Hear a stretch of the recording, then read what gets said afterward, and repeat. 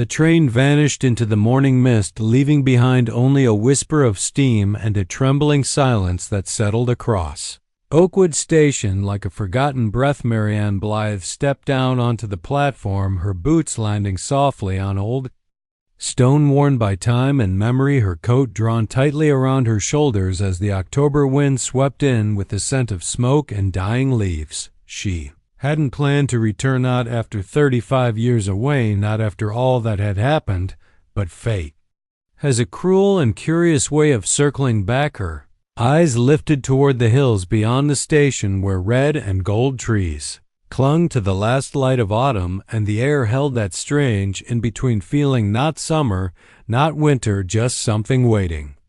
Cab waited just as arranged, with an older driver who greeted her kindly and took her suitcase without question. The ride toward Oakwood Manor was quiet, filled only with the low hum of wheels on gravel and the sharp cry of crows overhead. The countryside hadn't changed: thatched cottages, stone fences, hedgerows like green waves, and the small bakery still stood by the bridge, its window fogged with warmth from inside, as though it had been baking for decades without pause. Marianne watched it all pass. Like ghosts, she arrived at the gates of Oakwood just as the clouds parted and a shaft of sun broke across the moor, lighting the manor house in soft gold and shadow. The same ivy still clung to the bricks, and the great oak trees still framed the path like sentries standing guard over memory. She stepped out slowly, her heart pounding, not from effort, but from something deeper, a reckoning perhaps inside. The house smelled of lavender, wood smoke, and silence. Everything was as she remembered, yet somehow older, softer, more fragile. The umbrella stand still held her grandmother's walking stick, and a scarf still hung where it had always been, as though waiting for her to return. Marianne moved room to room, her fingers trailing along wallpaper, her eyes catching forgotten frames and sun-faded lace. The quiet pressed in gently, like a familiar song humming in a language she had nearly forgotten, and then she found it in the study, tucked behind old ledgers and a row of gardening books. Was a wooden chest tied with a silk ribbon, frayed but still beautiful. She opened it, and there they were, letters, dozens, stacks of them, handwritten, folded carefully, some addressed to old friends and some never sent at all, but one caught her breath in her throat. It was addressed to her, Miss Marianne Blythe, Oakwood Manor, and the handwriting was unmistakable. It was his Thomas Elwood. Her heart stuttered. She sat down slowly, holding the envelope as if it might dissolve into ash. It felt warm from where it had been hidden, pressed under so many layers of silence and secrets.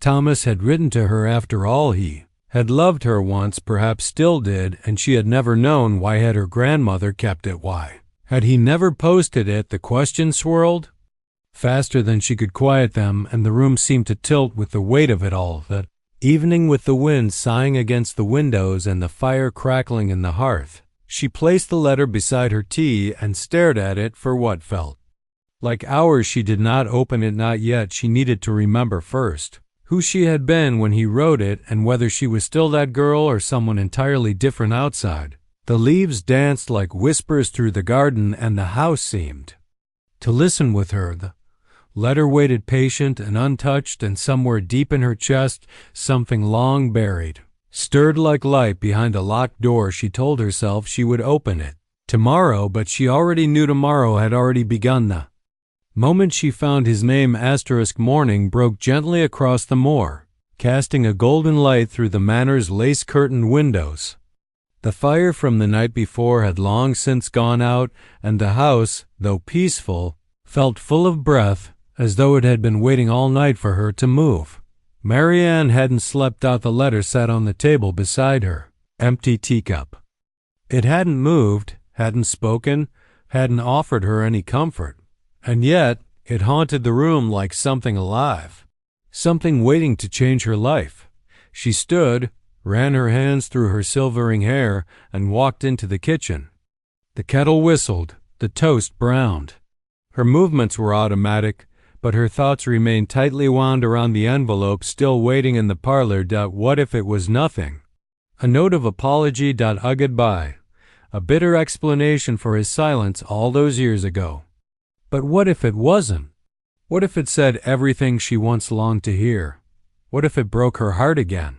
She took her tea and sat at the old table once more. The light outside was shifting, the clouds moving slowly across the sky. Somewhere a blackbird called. She reached for the letter, slowly, reverently, and slipped her thumb beneath the seal. The paper cracked slightly, dry from age but still strong. Inside was a single sheet, folded twice. The handwriting exactly as she remembered, neat, deliberate, full of emotion tucked between each line. Marianne, if you're reading this, it means I never found the courage to give it to you. And if I never gave it to you, it's because I was a fool. I've spent every day since you left wondering why I didn't run after you. I told myself I was being noble, letting you go live your life in London. But the truth is, I was afraid. Afraid you didn't love me the way I loved you. I loved you, Marianne. I still do. I didn't ask you to stay because I thought you'd say no, and I couldn't bear to hear it.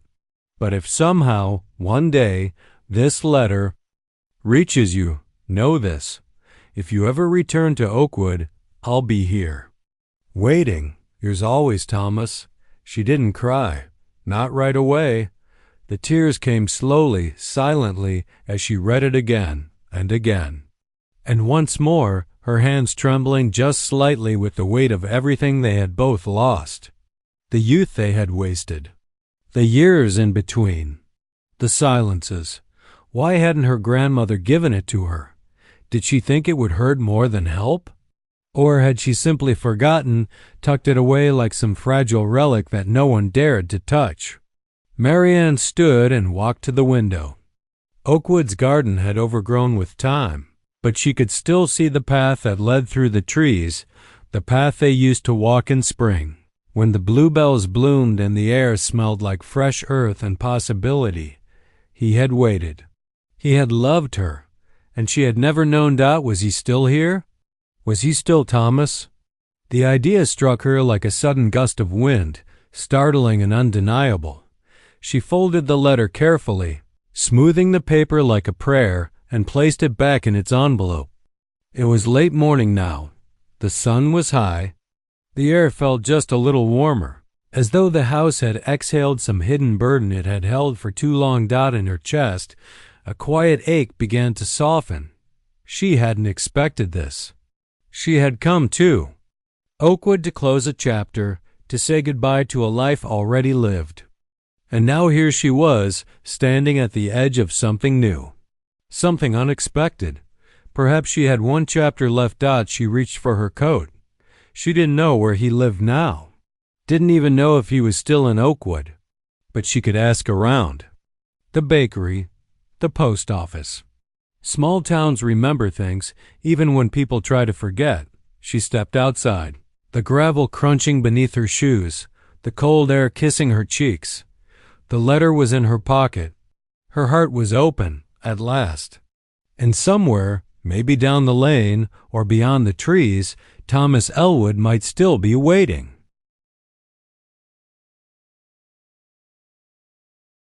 The path through the garden had once been smooth and well-loved. Now it was softened by moss, blanketed in crisp fallen leaves and framed with wild brambles that had crept in over the years. Marianne moved slowly through it, brushing aside branches. Like she was stepping into a memory too fragile to touch. She hadn't asked anyone for directions. She hadn't needed to. Her feet had found the way all on their own. At the far edge of the garden, past the old orchard where apples once hung like lanterns in the summer, lay the narrow trail that led toward the Elwood cottage. The same cottage Thomas's father had built in the 1950s. The same place where she'd spent long afternoons sipping lemonade on the back step, reading poetry, or watching him carve wood with careful, calloused hands. Her heart pounded with each step. Would he be there? Would he recognize her? Would he want to? When she reached the old iron gate, she paused. The hinges were rusty, the wood fence weathered and split, but the garden on the other side was still clearly loved. Late-season roses bloomed in stubborn blushes along the edges. A pair of Wellingtons stood beside the door, and from somewhere inside she thought she heard the soft hum of a kettle boiling. She hesitated, and then, as if summoned by the thoughts she hadn't dared to speak aloud, the back door creaked open, and there he was, Thomas Elwood, older, of course. His hair was now a cloud of silver, his frame slightly stooped, his jumper worn at the elbows. But the eyes, they were exactly the same, gentle, curious, deep as ever. He froze when he saw her. No. Words came at first, just stillness, like time had pulled the air tight between them, and then he stepped forward, as though afraid. She might vanish. Marianne, he said, barely more than a breath. She swallowed. Hello, Thomas. Silence again. Then a faint smile pulled at the corner of his lips. It was tentative, unsure, but real. He stepped through the gate and stood before her, not reaching, not retreating, just being. You came back, he said quietly. I found your letter, she answered, her voice softer than she expected. In grand study, you never sent it. He looked down for a moment. No, he admitted. I didn't. Why? He looked at her then, truly looked, not at the years in her face or the gray at her temples, but at her. The girl he had once loved. The woman he might still. I was afraid you wouldn't want to hear from me, he said.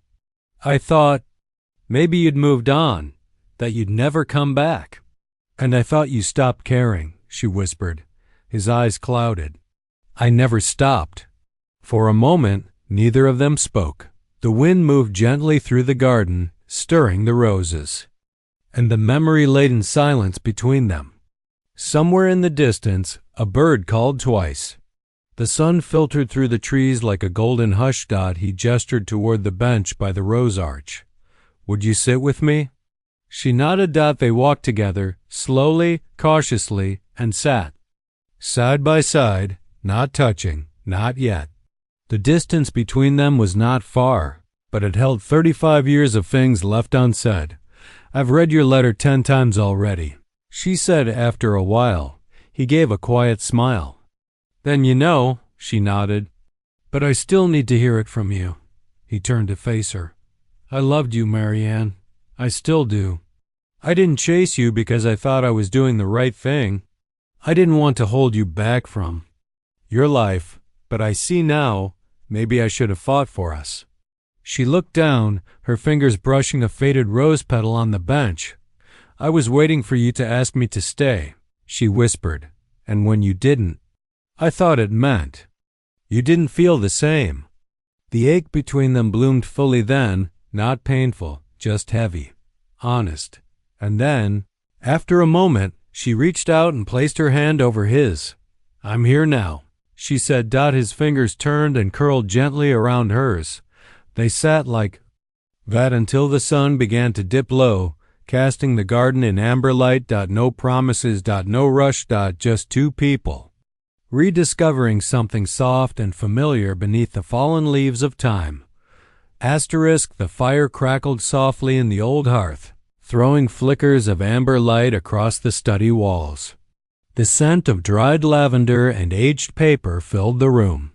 Outside, dusk draped the garden in a slow-falling hush.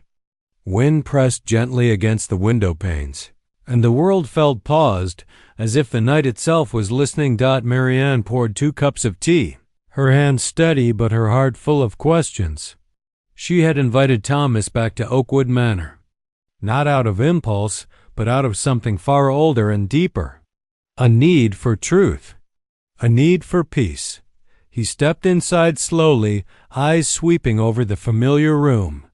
He smiled faintly as he saw the crooked bookshelf still held together with string, the same one he had once tried to fix, years ago, before she left. It hasn't changed much, he said softly. No, she agreed. But somehow everything has. They sat by the fire, the flicker of warmth between them casting long shadows. The letter, His letter rested on the table beside them. She had placed it there deliberately. Neither of them looked at it now. They didn't need to. I used to sit in this room when I was young, Marianne began. This was Grand Sanctuary. Her secrets were in these walls. Thomas nodded. She was a fierce woman, but kind underneath it all. She found your letter, Marianne said quietly. She kept it. He looked up, brows furrowed. You think she meant to hide it? I'm not sure, she admitted. But she never gave it to me. All those years I was away, she never said a word. Thomas leaned back in his chair, rubbing his hands together as though chasing away a chill that wasn't from the weather. I came to see her, he said after a pause. Just once, a year after you left. Marianne looked at him, surprised. You did? She invited me to tea. Said she wanted to talk. I thought maybe she'd heard from you, that she'd tell me something to help me let go. And did? She? He hesitated. No. She told me I needed to accept that you'd made your choice, that you were doing well in the city, that you had no intention of coming back. Marianne sat very still.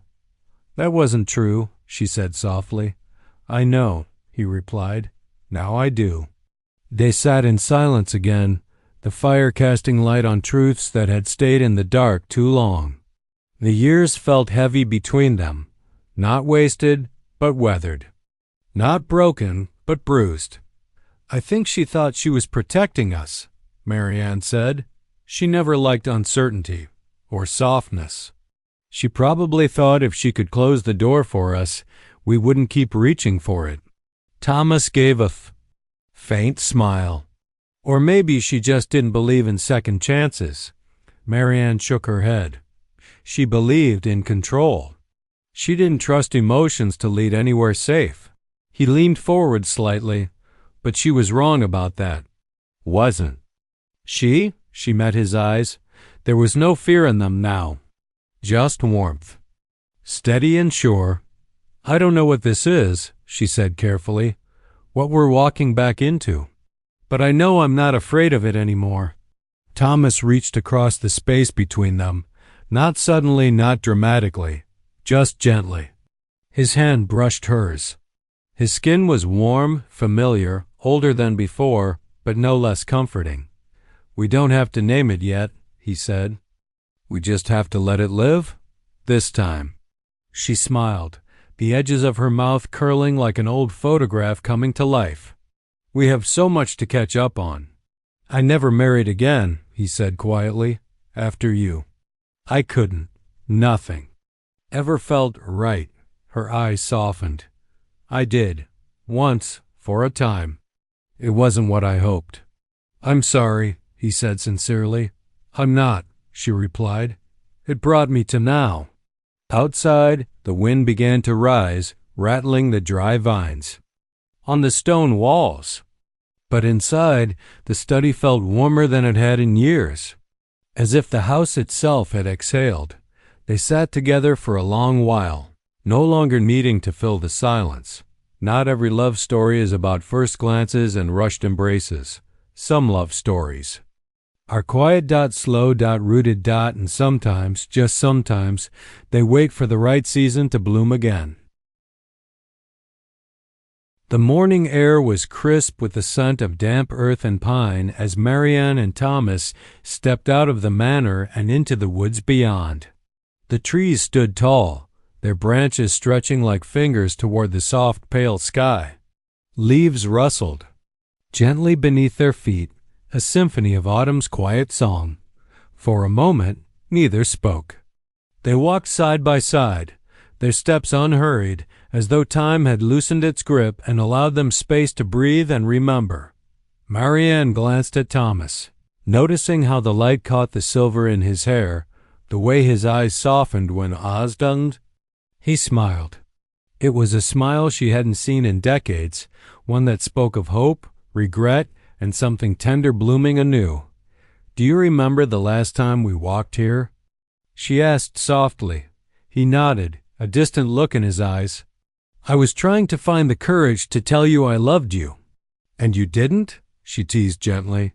He laughed, a low, warm sound. "No, I was too afraid. Afraid of losing you if I said the wrong thing." She stopped and looked up at the canopy above, golden light filtering through the leaves. "I think I was just as afraid. Afraid that love wasn't enough." Thomas reached out, brushing a stray leaf from her coat. "It is enough. Maybe it just needed time." They continued walking, their conversation weaving between memories of youth and reflections on the years apart. Marianne told him about her life in London, the excitement, the loneliness, the moments she wished she had someone to share it with. Thomas spoke of the quiet days at the farm, the long evenings spent carving wood, and the empty spaces that only she could fill out as they reached a small clearing. A soft breeze stirred the leaves, sending them swirling around their feet like golden snow. Thomas stopped and turned to face her. "Marianne," he said, his voice steady but full of feeling, "I don't want to waste any more time. Whatever the future holds, I want to share it with you." Her heart fluttered like a bird in her chest. She reached for his hand, feeling the familiar warmth and strength. "I want that too," she whispered. They stood there for a moment, hands entwined, surrounded by the beauty of the woods and the promise of new beginnings. The past was a shadow behind them, but ahead lay a path lit by hope and the quiet power of love that had endured through years and distance. Together, they walked back toward the manor, ready to face whatever came next, hand in hand, hearts open.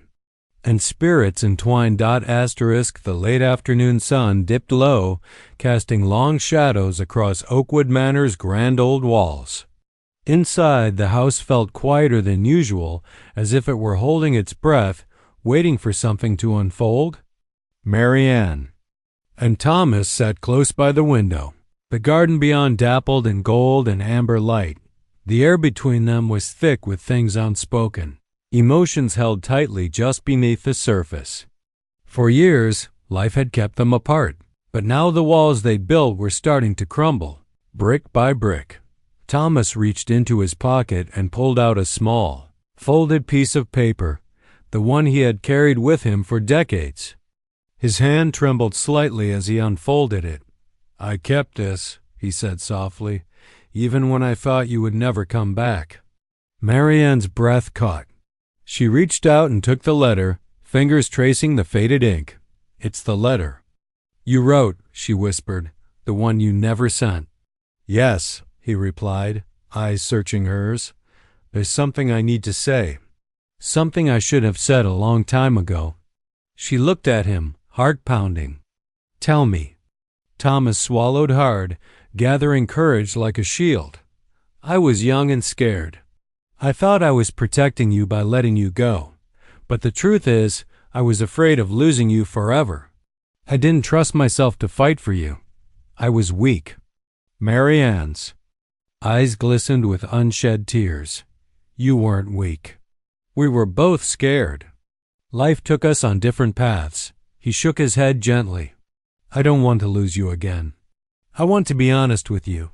Now that I have the chance, I love you, Marianne. I have never stopped." She reached out and took his hand, warmth spreading through her like a gentle fire. "I love you too, Thomas," she said. "And I believe in us, in what we can still build together." The weight of years seemed to lift, replaced by a new hope that shimmered like the fading light outside.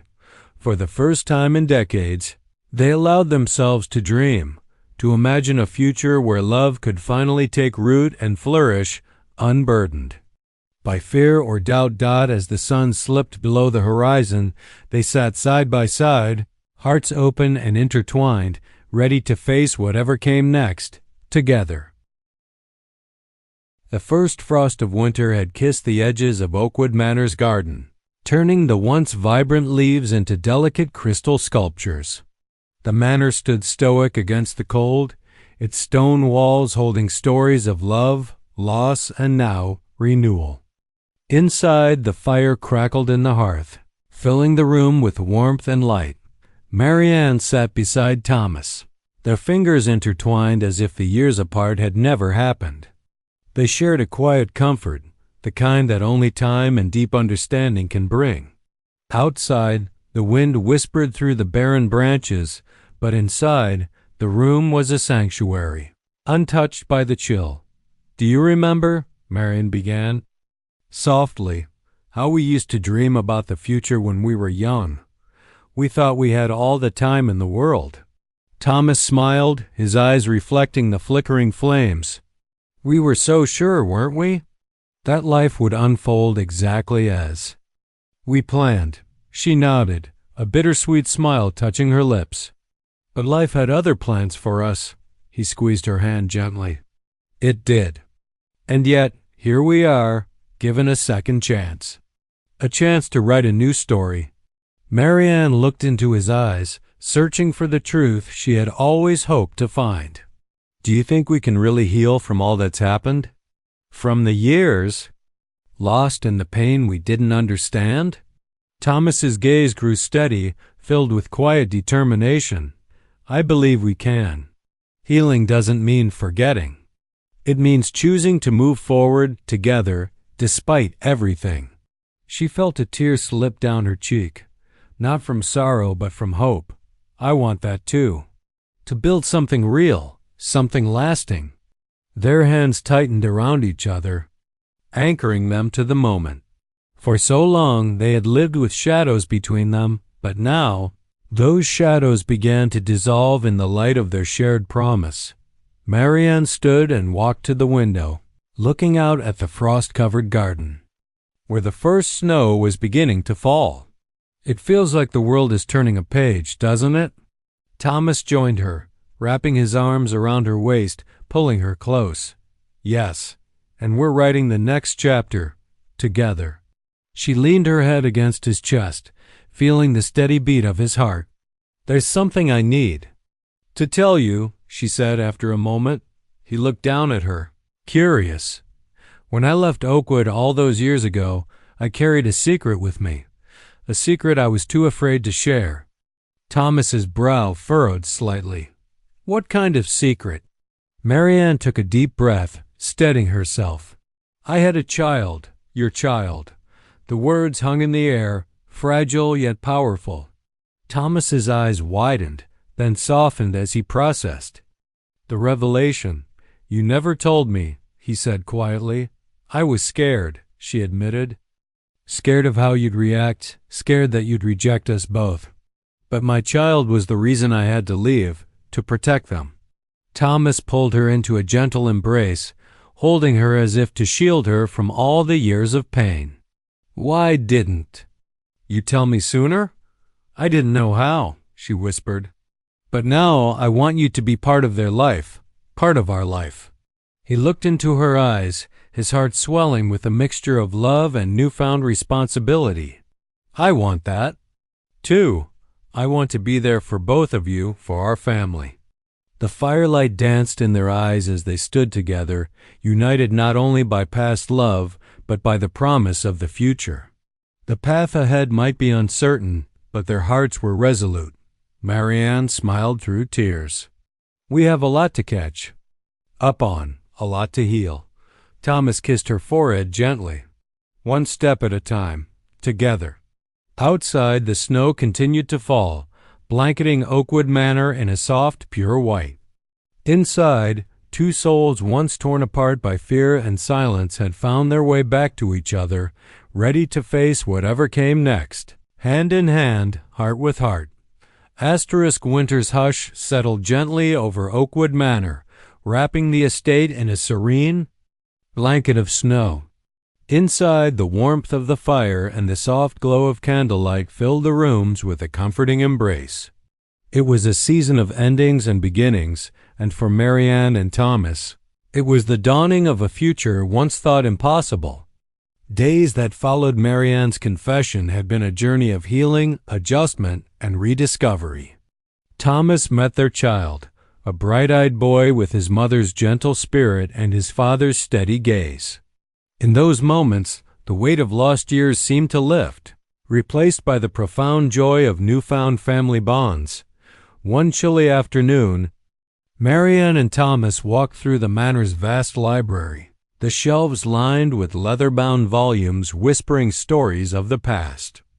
They paused near the window, watching as the boy played in the snow outside, laughter ringing clear and pure. Thomas turned to Marianne, his eyes reflecting both tenderness and strength. "I never imagined this life, that we'd find our way back to each other, that love could be this patient and enduring." She smiled softly, reaching for his hand. "Love has its own time, doesn't it? Sometimes it waits quietly, hidden beneath the surface, until we're ready to truly see it." He nodded. "And sometimes it teaches us the most important lessons: forgiveness, courage, and hope." Marianne's gaze drifted to the snowy garden, thoughts lingering on the years they'd lost, the fears they'd conquered. "I've learned that love is not about perfection. It's about acceptance, about embracing the flaws and the mistakes and choosing to move forward anyway." Thomas pulled her closer, a gentle smile touching his lips. "We are proof of that. Our story isn't flawless, but it's real, and that makes it beautiful." Their hands clasped tightly, a silent vow between two hearts that had weathered storms and found peace. That evening, as the manor's great clock chimed the hour, Marianne sat by the fire, a letter in her lap. It was the letter Thomas had written so many years ago, the one that had finally bridged the gap between their past and present. She folded it carefully, slipping it into a book of poetry they both loved. For Marianne and Thomas, the past was no longer a chain but a foundation, strong and enduring, holding them steady as they stepped into the future together, outside. The stars sparkled in the clear winter sky, silent witnesses to a love rekindled and a family united.